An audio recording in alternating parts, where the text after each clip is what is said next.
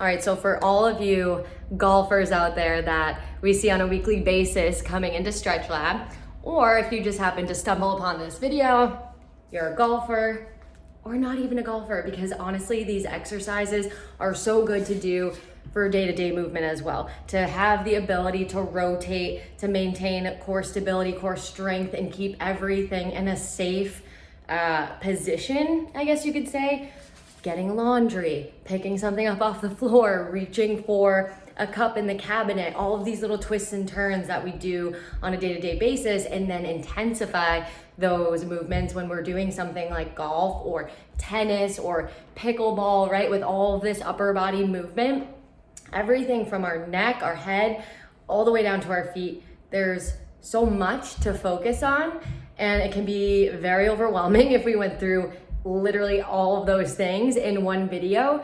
But if we break it down and go towards those bigger movements, at least for this video, this is really gonna help you to not feel any of the pains that tend to happen from over rotating, from twisting without having this engaged, and therefore tweaking something in our rib cage, in our hip, right? Our knee, if we're pulling our knee and we're not rotating our back foot as we make that movement. So up to you on how often you want to do these exercises. I would suggest implementing them at least weekly into your routine, or some sort of even mobility take on what I'm doing. So at least the motion is happening, and the more we condition our body, the more it just becomes subconscious for these muscles to engage, and we don't even have to think about it at some point, right? So for this first one, this is going to be called a wood chopper. So right now I have a 10-pound weight. You can use a resistance band. You can use, and I'll show you how to do that. You can use body weight. I would definitely suggest doing body weight or a lighter weight to start off, just so that you can feel what's happening. And then over time, as you progress with it, add weight, right? You're only gonna create more strength. You don't wanna overdo it, like I said. So with wood choppers, a lot of the times when this exercise is being performed, this is what you tend to see, is completely letting go of the body in all types of ways, right? So not even having a solid grounding with the feet, which is number one, right? That's literally our foundation of our body. Number two, if the feet aren't working properly, or the hips and the rotation of the lower, then we're gonna start tweaking our knees as well. What happens when we tweak the knees? Hips, spine, shoulders, we know the drill. It's literally just a chain reaction all the way up or down. So you're gonna start with your feet right underneath your hips. So you want a slight bend in your knees too, just so that we're not completely stiff and limiting all mobility, all range of motion. So a slight bend in your knees, you're gonna take that weight or body weight, like I said, you're bringing it up to one shoulder. So already with this, we wanna just be careful of over rotating. So keeping this square. If you work with me a lot, you probably hear me say this all the time, pretending like you have two headlights, hip bones, shoulder bones, shoulder joints, right? So you're gonna take this all the way up to one side, and now we're gonna step into this, and with power, bring this weight all the way to the opposite hip in one strong motion, inhaling as you bring the weight up, right? And I like to kind of already begin that shift with my feet.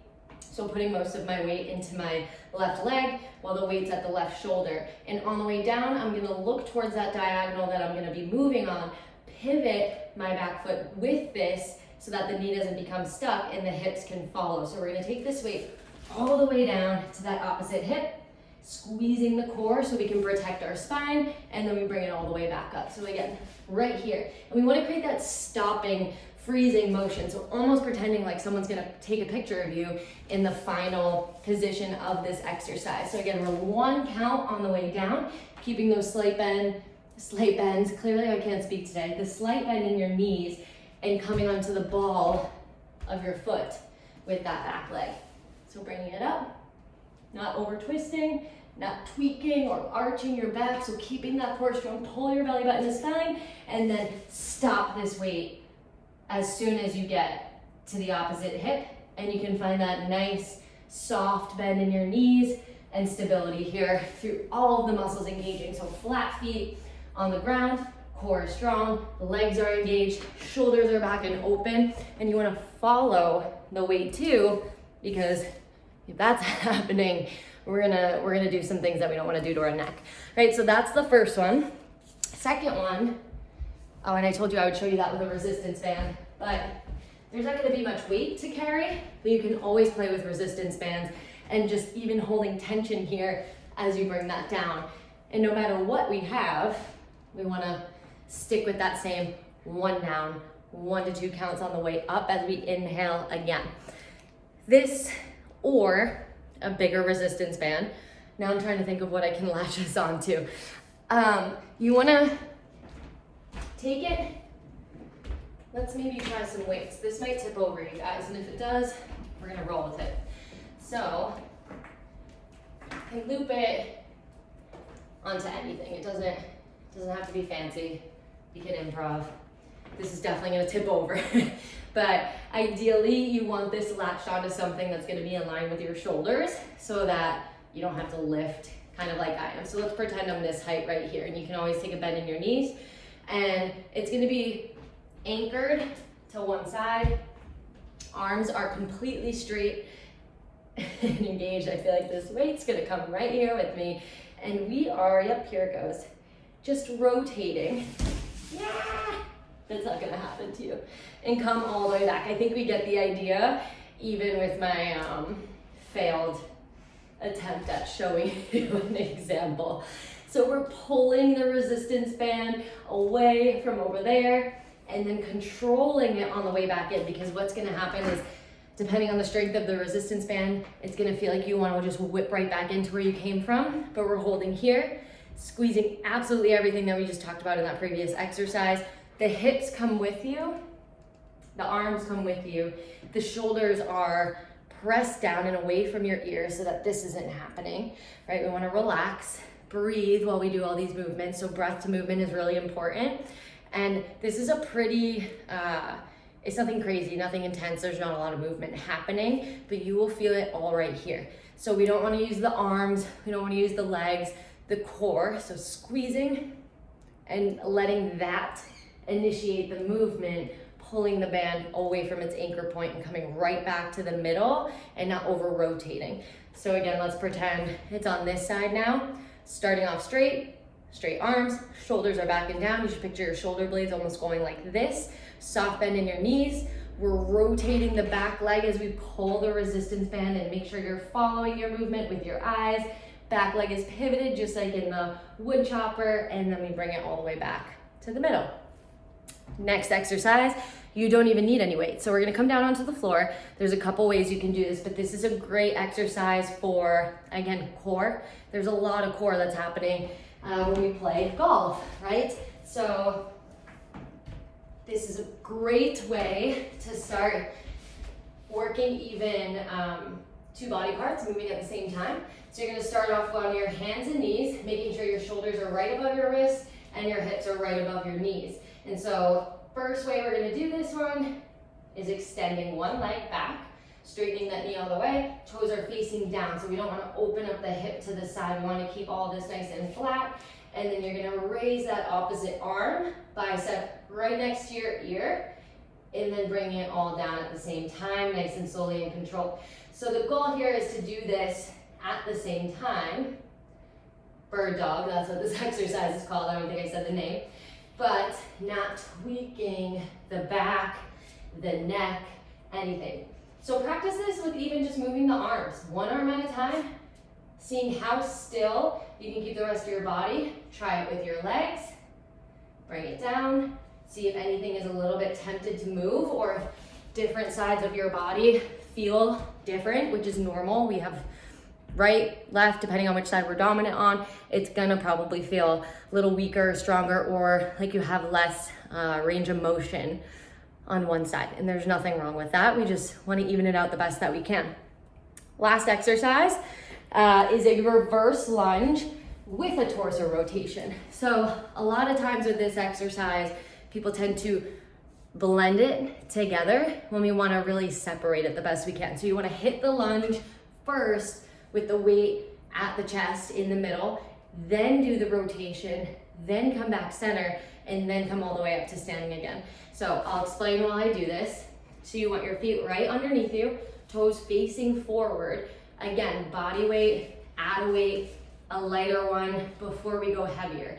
I know we always want to lift heavy, get stronger, and that's valid, but when it comes to form, learning the foundational movement and learning the mechanics of the movement before adding in weight is going to save a whole lot of time in the future trying to recover from the things that we might be doing incorrectly, right? So I understand it's like a frustrating process or something we have to be patient with, but telling you from experience and also just from people I've worked with, less is more in the beginning until we start to feel comfortable, right? So we're gonna bring one leg, in this case I'm lifting my right leg so that it's a left lunge.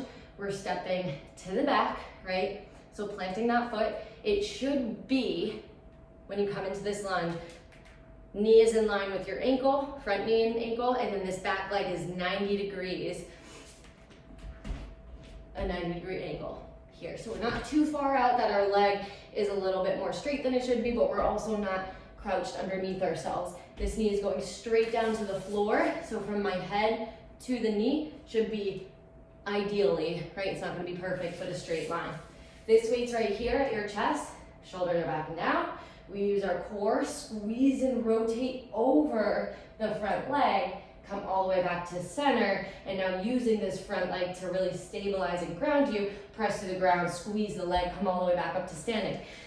So that's a lot, right? Break this one down. Try reverse lunges first. Reverse lunges I like to do more than forward lunges. It's a little bit, I don't want to say simpler because I'm not trying to say it's easier, but when we're incorporating movements like that, it's just a better way to tackle the lunge than to go forward, which requires more of our lower body strength, right? To push off of the floor and come back as opposed to just dropping that back leg.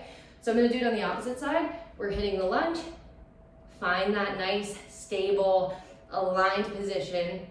Then when you do, over the front leg, and what's gonna wanna happen is we're gonna wanna, and that we don't want to happen, right? We can probably tell just from what it looks like that it's no bueno for our body. So trying to get both shoulders to that side wall. Maybe you're here for the first time, and that's okay. Do not force your body to do anything that it's not feeling comfortable doing. Come all the way back to the front, push through the front leg, come back up to standing.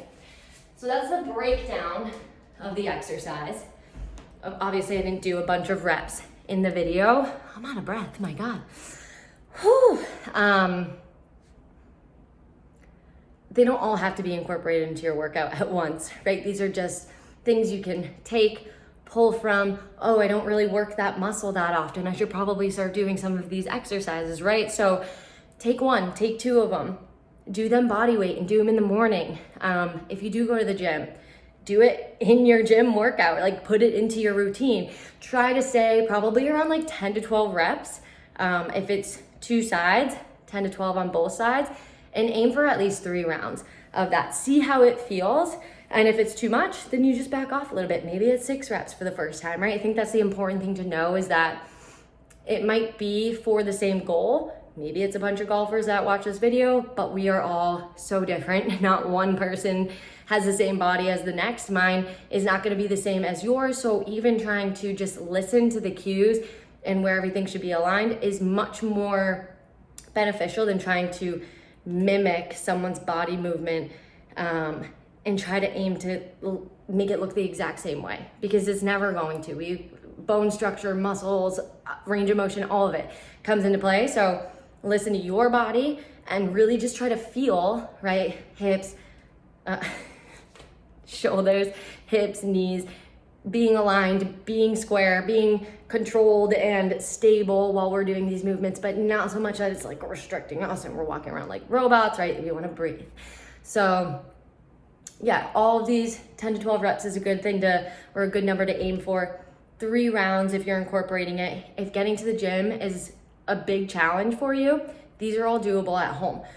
Do them at home, do them body weight. Grab, like, literally, I remember during COVID, this is not a weighted thing, but we were grabbing anything we could find in the house, right? So a jug of water works great. Bottles of wine people were using for arm strength when we were doing all virtual and we didn't have a lot of equipment. So it is possible. You can also turn these into stretches, right? So I'll definitely upload more for you guys, but this is a good place to start and something to start implementing now that it's getting colder out. And I guarantee you, if you focus on this winter, you will show up to the next golf season feeling probably your best yet.